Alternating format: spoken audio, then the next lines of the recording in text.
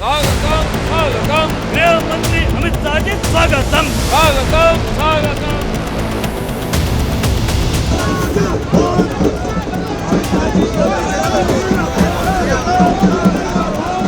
देश के हर राज्य में भारतीय जनता पार्टी की सरकार बने, हमारे सिद्धांतों की सरकार बने, वो हमारा लक्ष्य है।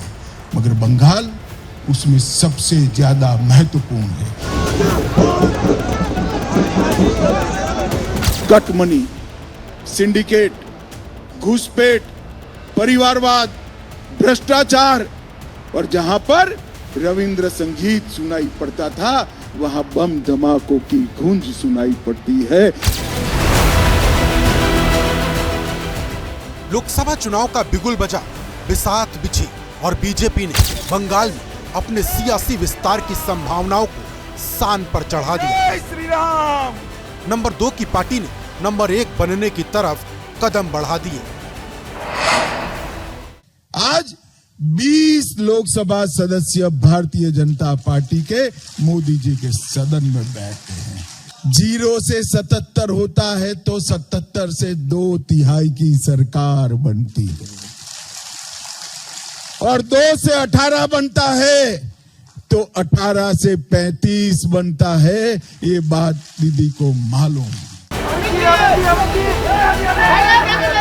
बंगाल में 18 लोकसभा सीट वाली बीजेपी को 2024 में 35 सीट पर जीत दिलाने का टारगेट फिक्स कर चुके अमित शाह ममता बनर्जी को गढ़ में घुसकर ललकार रहे हैं।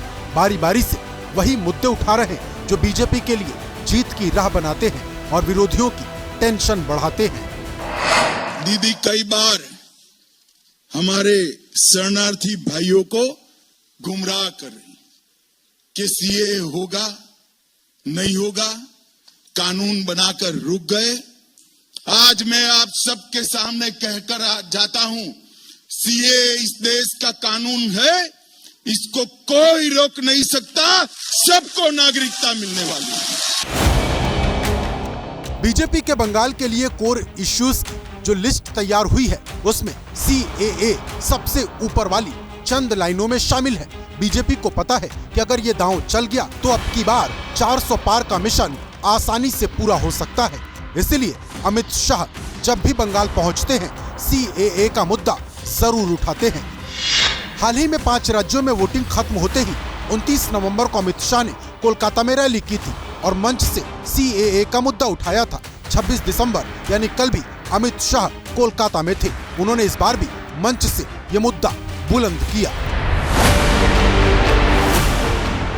सवाल ये है कि बीजेपी बंगाल में बार बार सीएए का मुद्दा क्यों उठा रही? इसका जवाब मतुआ समुदाय की आबादी और उसके चुनावी असर के आईने में समझना होगा। दावा किया जाता है कि पश्चिम बंगाल में मतुआ समुदाय के करीब 3 करोड़ लोग हैं। राज्य में अनुसूचित जाति की आबादी में ये दूसरा सबसे बड़ा हिस्सा है। इस समुदाय का कम से कम 5 लोकसभा सीटों पर चुनावी प्रभाव है। ये लोग मूल रूप से बांग्लादेश के निवासी हैं जो वहां होने वाले दमन से बचने के लिए भारत पहुंचे। इनकी बड़ी आबादी आज भी नागरिकता का इंतजार कर रही और बीजेपी सीएए लागू करके इनकी मांग पूरी करने का वादा कर चुकी है। सीए मूल रूप से और खास तौर से पश्चिम बंगाल और बिहार के लिए ही बना हुआ है, और वहाँ पर ये मुद्दा उठाया जाना सीधे कनेक्ट करता है वहाँ की जनता के लिए, जो जनता है उसकी अस्मिता के लिए। और वो चाहे बंगाली अस्मिता में हो चाहे बिहारी अस्मिता को हो, तो वो सीए को डेंट मतलब सीए से जुड़े हुए मुद्दे या लोग जो हैं वो उनके अस्मिता को खतरा पहुंचा रहे हैं। ठीक तरीके से ये मुद्दा उठाए तो निश्चित रूप से भारतीय जनता पार्टी को फायदा हो सकता है। इस समुदाय के लोग पहले टीएमसी के करीब थे, लेकिन अब ये बीजेपी के साथ माने जाते हैं। मतुआ समुदाय के प्रभावशाली नेताओं में गिने जाने वाले शांतनु ठाकुर केंद्रीय मंत्री हैं। वैसे बीजेपी की रणनीति बंगाल में सिर्फ सीएए तक सीमित नहीं है। 35 वाले प्लान में घुसपैठियों का मुद्दा भी शामिल है। पश्चिम बंगाल में भारतीय जनता पार्टी की सरकार बनने का मतलब है घुसपैठ पूर्णतया रुक जाना और घुसपैठ को सील कर देना। पश्चिम बंगाल में भारतीय जनता पार्टी की सरकार बनने का मतलब है गाय की तस्करी, रोक देना। ये वही मुद्दा है जिसने 2021 के विधानसभा चुनाव में 3 सीट वाली बीजेपी को 77 सीटों पर और 2019 के लोकसभा चुनाव में 2 सीटों से 18 सीटों तक पहुंचाया था। बीजेपी को उम्मीद है कि लोकसभा की 35 सीट जिताने में ये मददगार हो सकता है। मुझे लगता है कि बीजेपी के सामने सीटें बढ़ाने से ज्यादा चुनौती सीटें बचाने की है पश्चिम बंगाल में, क्योंकि जिस तरह विधानसभा चुनाव में भाजपा को, मैं उसको विफलता इसलिए मानूंगा कि जितनी ताकत बीजेपी ने लगाई थी लोकसभा चुनाव और उसके बाद विधानसभा चुनाव में, और जितना मोदी जी ने सघन प्रचार किया था, उस हिसाब से उसकी सीटें कम से कम 100 से ऊपर आनी चाहिए थी, लेकिन 77 रह गई। तो उतनी ही ताकत क्या इस बार लगा पाएगी बीजेपी, क्योंकि इस बार सिर्फ बंगाल विधानसभा का चुनाव नहीं है, इस बार चुनाव पूरे देश का होगा लोकसभा में। वैसे बीजेपी का ध्यान जितना मुद्दों पर है, उतना ही जोर जीत की रणनीति बनाने पर भी केंद्रीय गृह मंत्री अमित शाह और बीजेपी के राष्ट्रीय अध्यक्ष जेपी नड्डा ने मिशन बंगाल के लिए 15 सदस्यों वाली कोर कमेटी बनाई है। इसमें बंगाल से 4 केंद्रीय पर्यवेक्षक हैं। 31 दिसंबर को राज्य के सभी सांसदों, विधायकों और पार्टी पदाधिकारियों की भी बैठक होगी। बंगाल की सियासी जमीन पर बीजेपी की ये कोशिशें कितना असर दिखाती हैं, ये कहना अभी जल्दबाजी होगी, लेकिन इतना तय है कि पार्टी की तैयारियों ने नेताओं के हौसले बुलंद कर दिए हैं।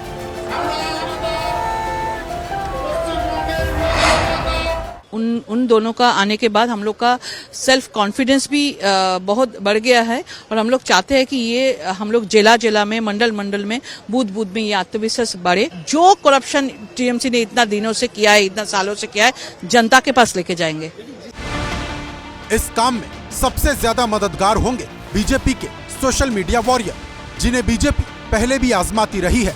अमित शाह ने कार्यकर्ताओं के आगे अपनी बात रखते समय साफ कर दिया था कि मिशन बंगाल में social media major role play करने वाला है। पूरे देश भर में सोशल मीडिया का चुनाव में बहुत बड़ा महत्व है। दुनिया में तो कई सारे चुनाव सोशल मीडिया से ही लड़े जाते हैं, परंतु आज मैं ऐसे प्रदेश में हूं, पश्चिम बंगाल में हूं, जहां पर भारतीय जनता पार्टी का चुनाव जीतने का एकमात्र आधार सोशल मीडिया है।